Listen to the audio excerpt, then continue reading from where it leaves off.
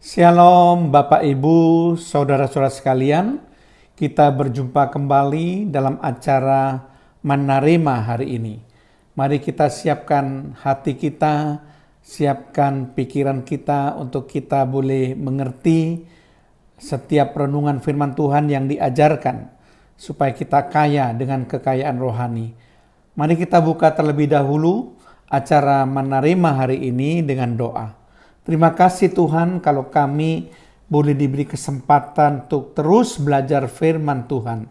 Karena kami butuh firman-Mu Tuhan untuk menuntun kehidupan kami, sehingga kami tidak menyimpang ke kiri dan tidak menyimpang ke kanan.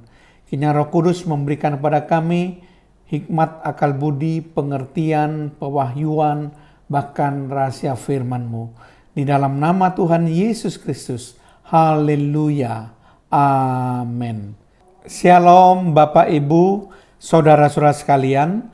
Topik yang akan kita bahas dalam acara Menerima hari ini adalah sikap peduli. Sekali lagi saya ulangi, topik yang akan kita bahas dalam acara Menerima hari ini adalah sikap peduli. Nah, Bapak Ibu Saudara sekalian, saya akan menceritakan suatu ilustrasi yang berupa cerita fabel.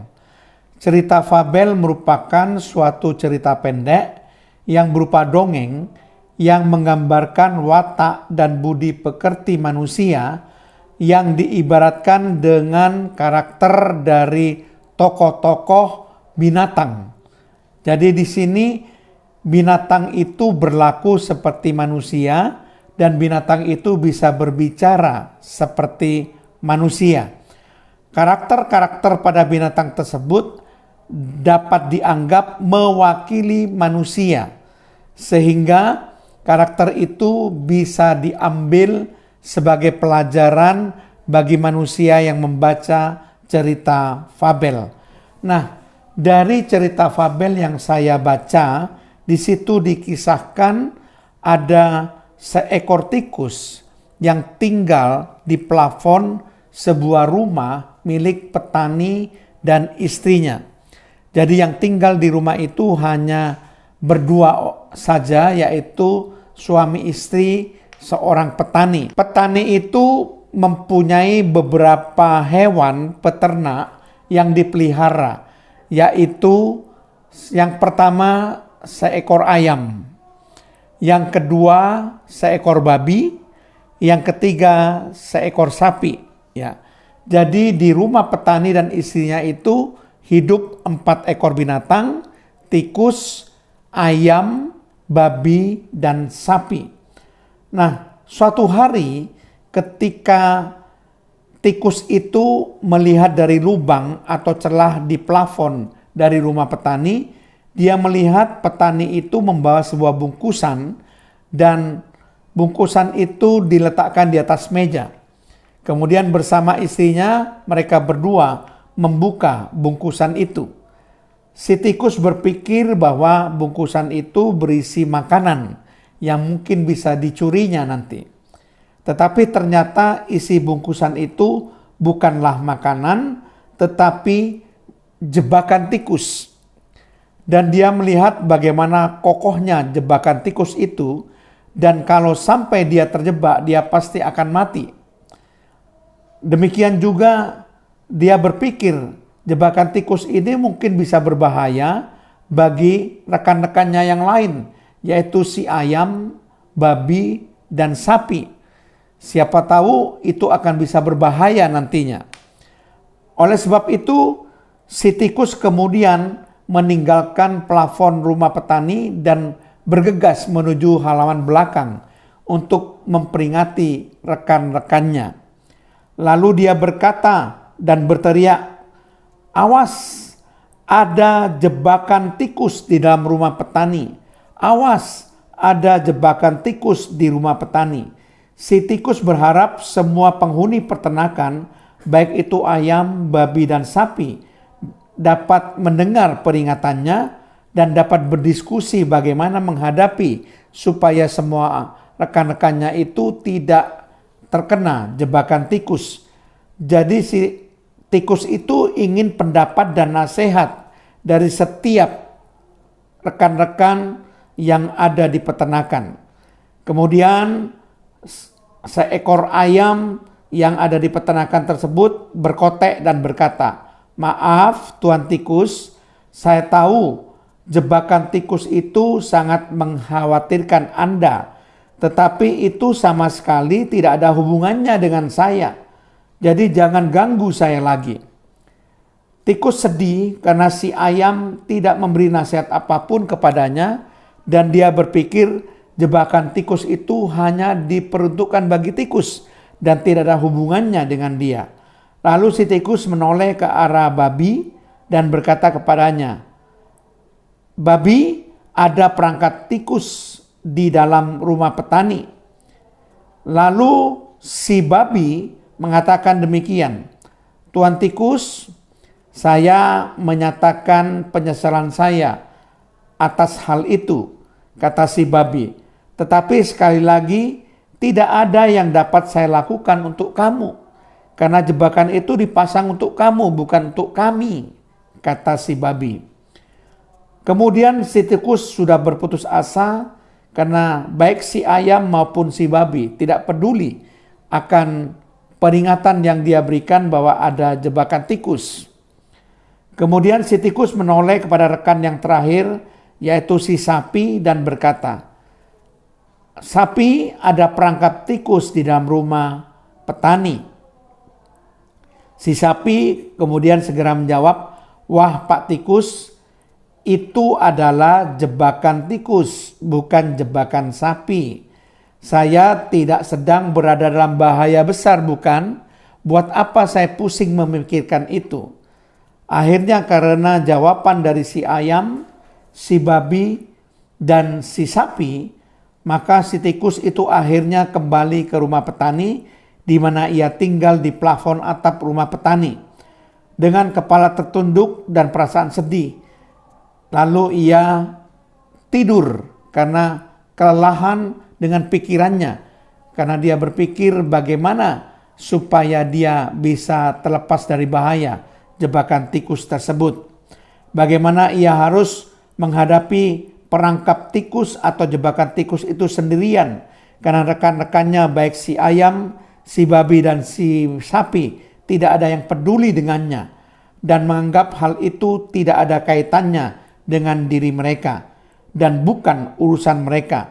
Jadi si tikus sendiri yang harus hati-hati agar jangan sampai terperangkap oleh jebakan tikus itu. Nah, kebetulan pada malam itu terdengar suara di seluruh rumah. Sepertinya jebakan tikus itu sedang menangkap mangsanya.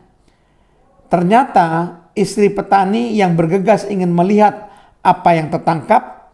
Di dalam kegelapan dia tidak melihat bahwa yang terjebak oleh jebakan tikus adalah seekor ular, ya, di mana ekornya itu telah terjepit oleh perangkap tikus sehingga ular itu tidak bisa bergerak kemana-mana. Si petani yang tidak bisa melihat bahwa yang terjebak adalah ular, dia mendekati jebakan tikus itu. Kemudian si ular menggigit kaki dari istri petani. Jadi istri petani yang ingin memeriksa itu mendekati jebakan tikus tanpa tahu bahwa bahaya sedang mengintai, di mana dia akhirnya digigit oleh si ular berbisa tersebut. Karena digigit ular berbisa, si petani segera membawa istrinya ke rumah sakit. Setelah diobati dengan obat anti bisa, si petani membawa istrinya kembali ke rumah. Namun ternyata istrinya mengalami demam. Untuk meringankan efek demam, selain memberi obat yang diberikan oleh dokter, si petani berpikir istrinya harus memakan makanan yang bergizi supaya tubuhnya menjadi cepat pulih. Maka tanpa berpikir panjang, si petani mengambil ayamnya untuk dibuat sup ayam segar bagi istrinya supaya istrinya boleh makan makanan yang bergizi dan bisa cepat pulih dan sembuh. Kemudian si istri setelah menikmati makanan yang dibuat oleh si petani berupa sup ayam segar, ternyata penyakit istrinya tidak kunjung sembuh. Jadi penyakitnya masih tetap berlanjut sehingga teman-teman dan tetangganya datang untuk menjenguk. Nah, karena banyak tamu-tamu yang datang untuk menjamu mereka, si petani terpaksa memotong babi peliharaannya supaya dia bisa menjamu tetangga-tetangganya yang datang menjenguk istrinya yang sakit. Tetapi ternyata setelah ditunggu beberapa lama, penyakit daripada istrinya juga tidak kunjung sembuh dan terjadi komplikasi sehingga si istri meninggal dunia. Tentu si petani sangat sedih karena istrinya meninggal dunia karena kena bisa gigitan daripada ular yang sekalipun sudah ditolong oleh dokter karena mungkin usianya yang sudah sangat tua dan tubuhnya yang sangat kurus, maka si istri petani tidak bisa melalui hidupnya dan harus meninggal dunia. Banyak orang melayat menghadiri pemakaman si istri petani. Si petani terpaksa merelakan menyembelih sapinya untuk memberi makan orang-orang yang datang melayat. Dan akhirnya penghuni peternakan semuanya sudah mati. Baik si ayam yang dibuat menjadi sup ayam untuk makanan dari si istri petani, maupun babi yang disembelih untuk menjamu tetangga-tetangga yang datang, maupun sapi yang juga dimasak untuk menjamu para tetangga yang melayat pemakaman istrinya. Hal ini cuma bersumber dari jebakan tikus, tapi berimbas kepada si ayam, si babi, dan si sapi. Ini menjadi suatu pembelajaran bagi kita. Jika seandainya lain kali kita mendengar seseorang sedang menghadapi suatu masalah, dan mungkin kita juga berpikir bahwa itu bukan urusan kita, itu tidak ada kaitannya dengan kita. Ingatlah tentang cerita fabel ini, di mana masalah si tikus dianggap bukan menjadi urusan si ayam, si babi, dan si sapi, tapi ternyata berimbas dengan kematian si ayam, si babi, dan si sapi. Marilah kita tetap bersikap peduli kepada sesama kita apabila sesama kita menghadapi kesulitan.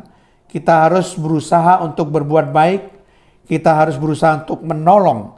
Sekalipun kita menganggap itu bukan urusan kita, tapi kalau kita dapat menolong sesama kita yang sedang dalam kesulitan, tolonglah.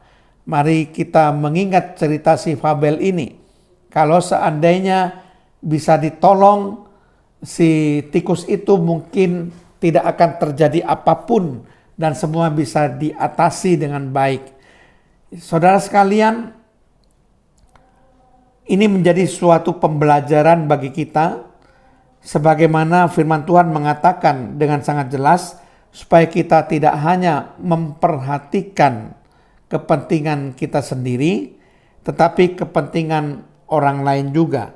Sebagaimana kita baca di dalam Filipi pasal yang kedua ayat yang keempat, dan janganlah tiap-tiap orang hanya memperhatikan kepentingannya sendiri, tetapi kepentingan orang lain juga. Jadi saudara, siapapun sesama kita, ketika mereka mendapatkan kesulitan atau penderitaan, kesukaran, kalau kita mampu menolong, jangan memikirkan itu bukan urusan saya, itu bukan kepentingan saya. Mari kita tolong sebisa mungkin, semampunya kita, saudara ya. Galatia 6 ayat 2 mengatakan, bertolong-tolonglah menanggung bebanmu, demikianlah kamu memenuhi hukum Kristus. Sebagai anak Tuhan yang memenuhi hukum Kristus, melakukan hukum Kristus, kita harus bertolong-tolongan untuk menanggung beban di sesama kita, yang harus dialami oleh sesama kita. Galatia 6 ayat 10 juga katakan, selama masih ada kesempatan bagi kita, marilah kita berbuat baik kepada semua orang, tetapi terutama kepada kawan-kawan kita seiman. Kita dianjurkan untuk terus berbuat baik selama masih ada kesempatan. Itu suatu nasihat yang sangat baik dari firman Tuhan untuk sikap peduli kita kepada sesama kita yang sedang menghadapi kesulitan, kesukaran, atau mungkin penderitaan. Karena setiap manusia kepunyaan Allah diperlengkapi untuk bisa berbuat baik. Karena Allah menginginkan kita supaya kita bisa berbuat baik. Kita diciptakan oleh Allah juga supaya kita bisa berbuat baik. Dalam 2 Timotius 3 ayat 17 dikatakan, dengan demikian tiap-tiap manusia kepunyaan Allah diperlengkapi untuk setiap perbuatan baik. Jadi jelas sekali di sini dikatakan setiap manusia kepunyaan Allah diperlengkapi oleh Allah untuk supaya kita dapat melakukan perbuatan baik. Kita diciptakan oleh Allah supaya kita bisa melakukan perbuatan baik. Ini pelajaran bagi kita. Jangan kita acuh tak acuh terhadap sesama kita yang sedang menghadapi kesulitan. Cerita fabel tadi sudah memberikan gambaran bagaimana si ayam, si babi, dan si sapi tidak peduli akan kesulitan daripada si tikus. Dan ternyata masalah si tikus itu berimbas kepada mereka bertiga, sehingga si ayam, si babi, dan si sapi harus mengalami kematian hanya karena permasalahan yang dihadapi oleh si tikus. Amin. Mari kita berdoa. Terima kasih Tuhan, kalau kami sudah belajar tentang kisah fabel, cerita fabel yang memberikan kepada kami, supaya kami mengingat firman Tuhan yang mendorong kami untuk bisa tidak mementingkan kepentingan kami sendiri, tapi juga berusaha untuk kami juga memperhatikan kepentingan orang lain, supaya kami boleh bertolong-tolongan, saling menanggung beban terhadap sesama kami, supaya kami bisa berbuat baik kepada sesama kami kalau kami mampu melakukannya. Terpujilah namamu Tuhan, di dalam nama Tuhan Yesus Kristus kami membalaskan doa kami dan mengucap syukur. Haleluya. Amin.